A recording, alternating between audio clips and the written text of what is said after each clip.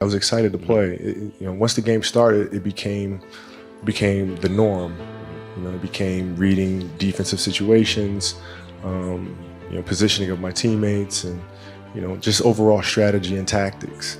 And it felt good to get back to that, because that's the part of the game that I enjoyed the most. The mindfulness of that game. Yeah, the fun of it's like a puzzle. You have to figure out what pieces go where, and that's the enjoyment in the game. To me, the mentality is a really simple one in the sense that the confidence comes from preparation. So when the game's on the line, I'm not asking myself to do something that I haven't done thousands of times before, right? So when I prepare, I know what I'm capable of doing, I know what I'm comfortable doing, and I know what I'm not comfortable doing, right? And so in those moments, if it looks like I'm ice cold or not nervous, it's because I've done it thousands of times before. So it's one more time. Overall, the idea is a very simple one. And, the Mamba mentality simply means trying to be the best version of yourself. That's what the mentality means. It means every day you're trying to become better. And it's a constant quest. It's an infinite quest. So starting at the age of 2, when I first started playing the game, and on and on and on, I always ask questions. I always try to get better every single day, learn more, learn more. You were asking questions at 2? Oh, dude, I was asking questions all the time. You'd be surprised. Like some people, like my kids at 2 could do a lot of things. Right? At 2, I could dribble a basketball. I could shoot a basketball on the Nerf hoop at the house. And I would go to practice with my father. I would observe my father. I'd sit and watch games with him. And was he your first coach? Yeah, man, I guess you could say that. A lot of things I learned by being around the game. Right? So by the age of 6, I was already strategizing versus other 6-year-olds. The age of 6, I figured out 6-year-olds couldn't dribble with their left hand. Because the first question I asked, which is the wrong question, is what's the biggest industry I can get into? Was it more money thinking? Yes, or money thinking. Saying, okay, athletes are saying you can't make more revenue when you retire. This is your source of your income is here. Saying, okay, that's a challenge. What can I do? And I remember going for. Didn't you launch a fund or something? I did. And so I went for a ride, and I said, okay, stop thinking of it that way. You're thinking of it the wrong way. Why'd you start playing basketball? Because I loved it. All right, what do you love to do? Oh, well, I love to tell stories. All right, let's do that. And then that's where it started for me. And then on top of that, it became things like, you start learning more about the financial industry and about players going broke once they retire, and saying, okay, how can I minimize the chances of that happening? What are things that I can do to invest my money smartly? Also help control some of that outcome to a certain extent. Right. And that's when I called Mike Rapoli. Mike Rapoli was an entrepreneur who built Vitamin Water, Pirates Booty, and some other companies, and started learning from him. And then from that came the opportunity to invest in body armor. Yeah. And which we're drinking now. It's delicious. But all that came from the injury, and really having to self-assess and face that really dark room of what comes next. The mistakes that you've made in that game, you have to do the hard stuff and watch that game and study that game to not make those mistakes over and over again just because you weren't brave enough to face it. So she came down to the office. I brought her down to the office and we sat down, we watched that game together. Wow. Right? And you gotta deal with it. Face it. Gotta deal with it. Face it, learn from it. For the most part, as athletes, we tend to think about that in terms of communicating that to the public or to fans. And but I realized I hadn't really had a chance to speak to the game itself. And so I decided that was going to be my focus. And once I had that focus, the words came pretty quickly. I actually wrote 2 drafts within about 30 minutes. And the first one was more confrontational in nature because it felt like the game was trying to tell me you need me. And you can't walk away from this. This is who you are. And so the first tone was more confrontational. It was like, no, I can walk away from you. I can do something without you, And then like in every argument, you kind of calm down and you start seeing all the beautiful things that you've learned from the game, which is the second draft that, you guys hear now.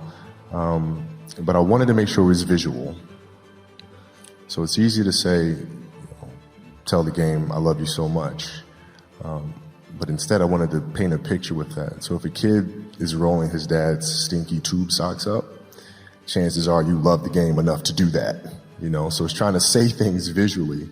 And fortunate enough, Glenn Keane believed in the vision, and John Williams believed in the vision, and we turned it into an animated film.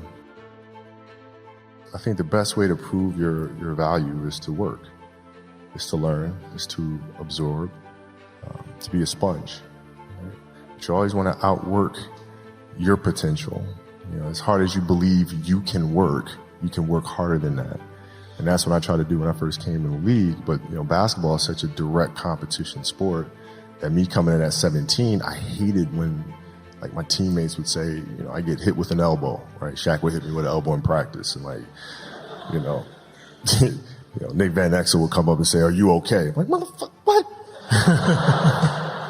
Are you okay? What the hell's wrong with you? You know, so like I always had that extra chip on my shoulder. So like every day in practice for me was really trying to annihilate everybody that I was playing against. Because I wanted to prove you don't need to babysit me.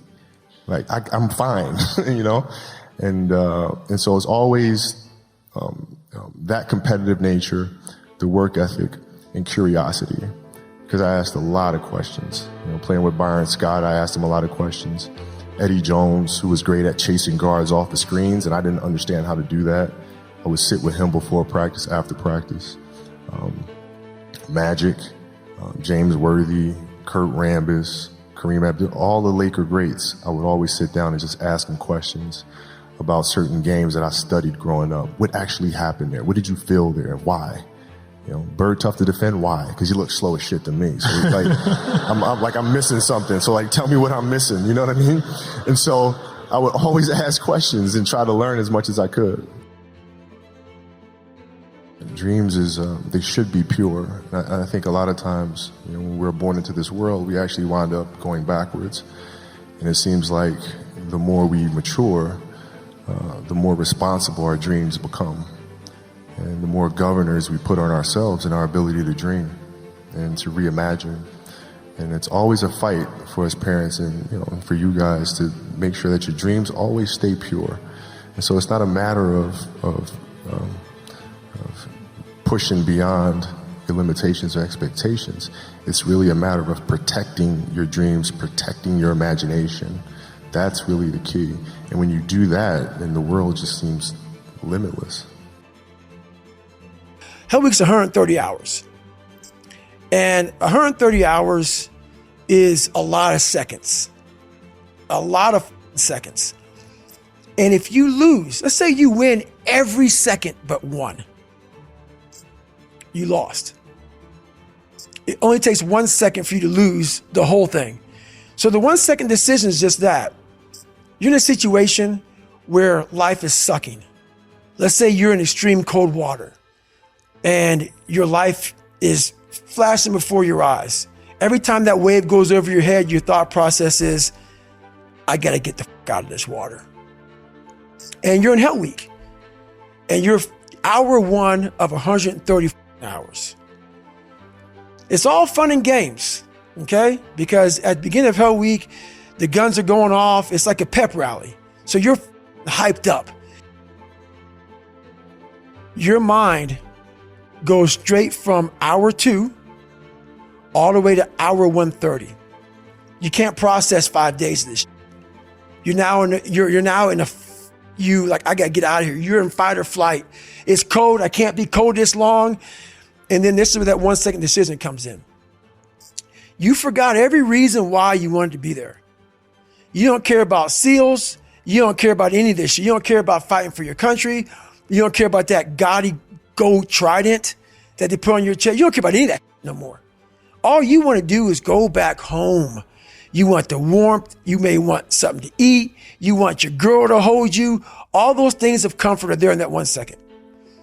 And this is where people lose. So what I do in that 1 second, because we all think about quitting, it's hard. But what you have to do in that 1 second is hard to process information during pain. Because that pain takes over and you can't think rationally. You're thinking about fight or flight. Save yourself. That's not a rational thought. It's not a thought that's going to get you through hard times. And these are the things you have to think about in the 1 second decision. So that's what that's all about. It's about gaining control of your mind, putting things back in the proper perspective, and then saying, I really do want to be here. And I'm going to have a bunch of these 1 seconds through this 130-hour journey. And I have to learn to control these, because if I fail one of these 1 seconds, I will not be a SEAL. I will not be a doctor. I will not be a lawyer. I will not be whatever the fuck it is. So that's how important that 1 second decision is. It's all about your mind takes control of you. You have to say, fuck you. I run this. And that's what that's all about.